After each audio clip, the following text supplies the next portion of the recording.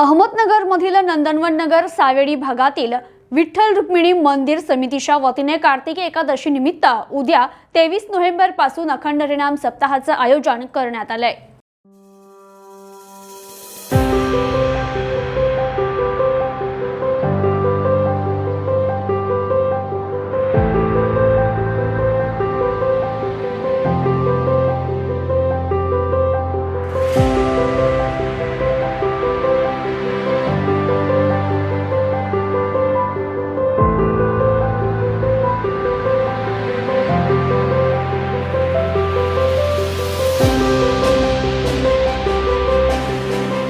कार्तिकी एकादशी या उत्सवाला मोठं धार्मिक महत्त्व असून या निमित्त समाज एकवटला जात असतो। यातून धार्मिकतेची आणि आध्यात्मिकतेची गोडी निर्माण होते। हा उत्सव पंढरपूर येथे मोठ्या उत्साहात साजरा केला जातो, पण या उत्सवाला प्रत्येक भाविकाला पंढरपूरला जाणं शक्य होत नाही। म्हणून कार्तिकी एकादशी निमित्त विठ्ठल रुक्मिणी मंदिर समिती नंदनवन नगर सावेडी यांच्या वतीने 23 नोव्हेंबर पासून कार्तिकी एकादशी निमित्त अखंड हरिनाम सप्ताहाचे आयोजन करण्यात आले। या सप्ताहाला 12 वर्ष पूर्ण झाले असून तपपूर्ती सोहळा आयोजित केलाय। या निमित्त दररोज काकड भजन, विष्णू सहस्त्रनाम, ज्ञानेश्वरी पारायण, गाथा भजन, प्रवचन, हरिपाठ अशा धार्मिक कार्यक्रमांसोबतच 23 नोव्हेंबर रोजी ध्वजपूजन, दीप प्रज्वलन, ग्रंथपूजन, विनापूजन आणि सायंकाळी 7 ते 9 हरिभक्त परायण ऋषिकेश महाराज खोसे यांचं कीर्तन। 24 नोव्हेंबर रोजी सायंकाळी 7 ते 9 हरिभक्त परायण डॉक्टर रामकृष्ण लहवितकर यांचं कीर्तन। तर 25 नोव्हेंबर रोजी सायंकाळी 7 ते 9 हरिभक्त परायण गणेश महाराज पाटील यांचं कीर्तन। 26 नोव्हेंबर रोजी सायंकाळी 7 ते 9 हरिभक्त परायण संदीप महाराज खोसे यांचं कीर्तन। 27 नोव्हेंबर रोजी सायंकाळी 7 ते 9 हरिभक्त परायण मारुती महाराज तुंतुणे यांचं कीर्तन। तर 28 नोव्हेंबर रोजी सायंकाळी 7 ते 9 हरिभक्त परायण पुंडलिक जंगले महाराज शास्त्री यांचं कीर्तन। 29 नोव्हेंबर रोजी सायंकाळी 7 ते 9 हरिभक्त परायण कान्होबा महाराज देहूकर यांचं कीर्तन आयोजित करण्यात आले। तर 30 नोव्हेंबर रोजी सकाळी 10 ते 12 या वेळेत हरिभक्त परायण निवृत्ती महाराज इंदोरीकर यांच्या काल्याच्या कीर्तनानं अखंड हरिनाम सप्ताहाची सांगता करण्यात येणार असून यात गायनाचार्य रविदास जगदाळे, अंकुश कोठुळे तसेच मृदुंगाचार्य आसाराम साबळे, ऋषिकेश फटांगरे यांचं सहकार्य लाभणार आहे। तरी भाविकांनी या हरिनाम सप्ताहाला मोठ्या संख्येनं उपस्थित राहावं असं आवाहन हरिभक्त परायण संदीप महाराज खोसे यांनी केलं। मंगळनिधी सकळ मंगळनिधी श्री विठ्ठलाचे नाम आदी आज आपणा सर्वांना कळवण्यात अतिशय आनंद होत आहे। जसं पांडुरंग परमात्म्याने सांगितलं, आषाढी कार्तिकी विसरू नका मज, सांगतसे गुज पांडुरंग। स्वतः पांडुरंग परमात्म्याचं वचन आहे, कमीत कमी आषाढी कार्तिकीसाठी तरी मला विसरू नका। आणि आज हा कार्तिक शुद्ध एकादशी, कार्तिक शुद्ध एकादशी वारकरी संप्रदायाच्या दृष्टीने अतिशय मोठा महोत्सव असतो।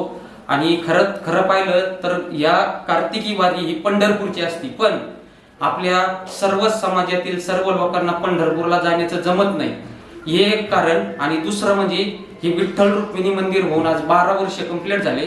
दरवर्षी आपला सप्ताह असतो, त्यात हा तपपूर्ती सोहळा 12वे वर्ष तपपूर्ती सोहळा आहे। मग हा तपपूर्ती सोहळा हा सप्ताह का साजरा करायचा, तर याचं आज एवढ्या मोठ्या प्रमाणात हा तपपूर्ती सोहळा साजरा होतोय याचं कारण म्हणजे जागतिक स्तरावर आज समाजात विकृती निर्माण झाली। जागतिक स्तरावर समाजात विकृती निर्माण झाल्यामुळे तिचाच आधार घेऊन मानवी व्यवहार विकृत होत चाललाय। आणि खरं पाहिलं तर वर्ण विषमतेने माणसाची मन ग्रासली आणि त्याच्यात जातपात, वर्णविषय, उंच नीच असे अनेक भेद या समाजात निर्माण झाले। त्याच्यामुळे खऱ्या अर्थाने समाजात तेढ निर्माण होऊ राहिली।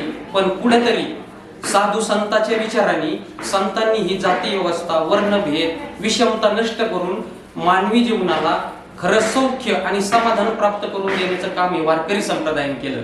वारकरी संप्रदायाने विज्ञानवादाचा पुरस्कार केला, वारकरी संप्रदायाने पर्यावरणवादाचा पुरस्कार केला, वारकरी संप्रदायाने बुद्धी ब्राह्मण्याचा पुरस्कार केला। हा वारकरी संप्रदाय जगात सर्वश्रेष्ठ आहे।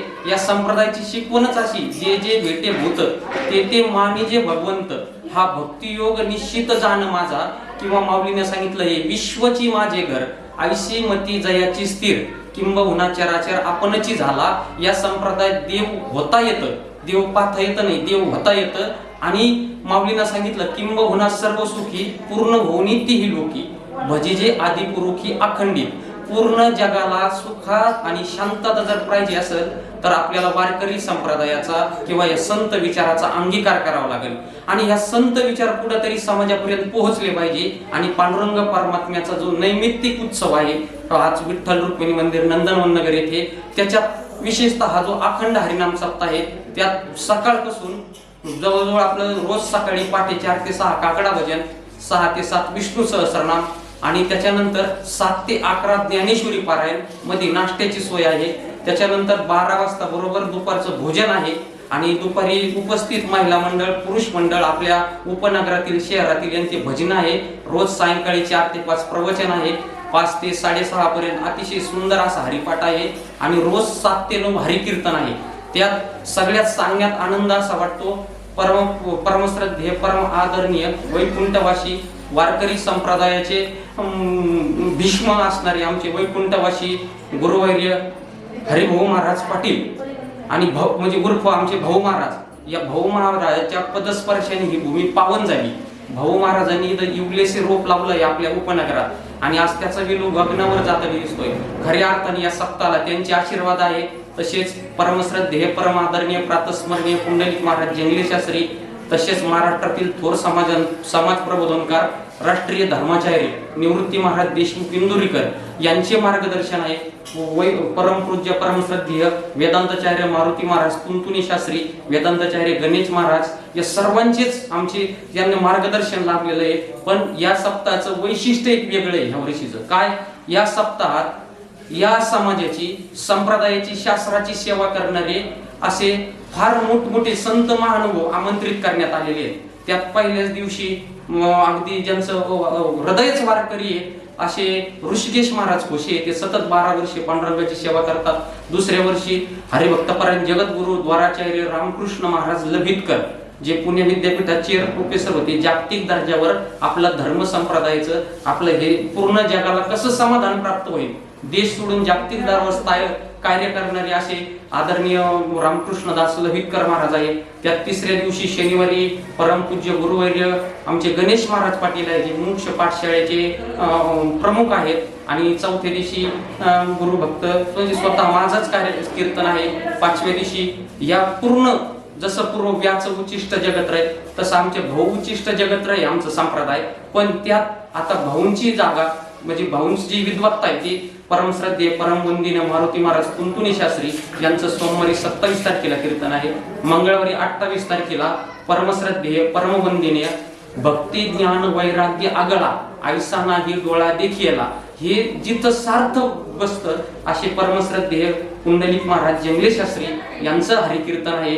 आणि त्याच्यानंतर आपलं बुधवारी 29 तारखेला तुकोबारायांचे विद्यमान वंशज, त्याच्यात जणू काही त्यांच्यात अंशात्मक रूपाने तुकोबाराय अवतीर्ण झालेले असे कान्होबा महाराज देहूकर हे पण इथे येणार आहेत. हे सगळं खरं आपल्या नगर शहराचं भाग्य आहे. तुकोबाराय ज्यांच्यात अंशात्मक रूपाने अवतरित झाले ते कान्होबाराय महाराज येऊ राहिले.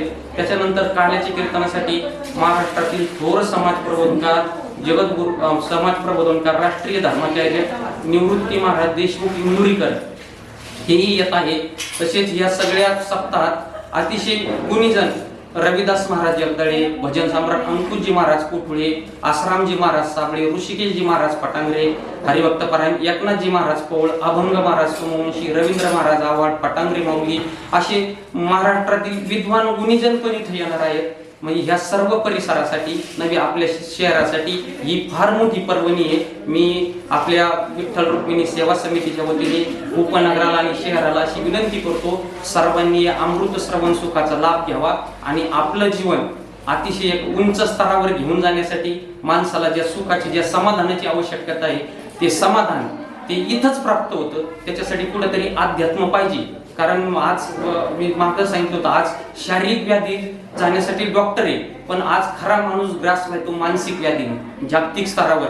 आणि त्या माणसाला कुठेतरी सुख समाधान प्राप्त करावं आता संप्रदायाचं मूळ हेतू असतो अधिकार संबंध विषय प्रयोजन, बरं का. याचा अधिकारी कोणी आहे इथं येण्यासाठी? यारे यारे लहान थोर, नारी भलते नर किंवा नटखट यारे शुद्ध होऊन जारे, सगळ्यांना हाका मारली जाते, कुणी या आणि इथं काय करा, सुख समाधान प्राप्त करून ते विचाराचा एक अनमोल ठेवा घेऊन जा.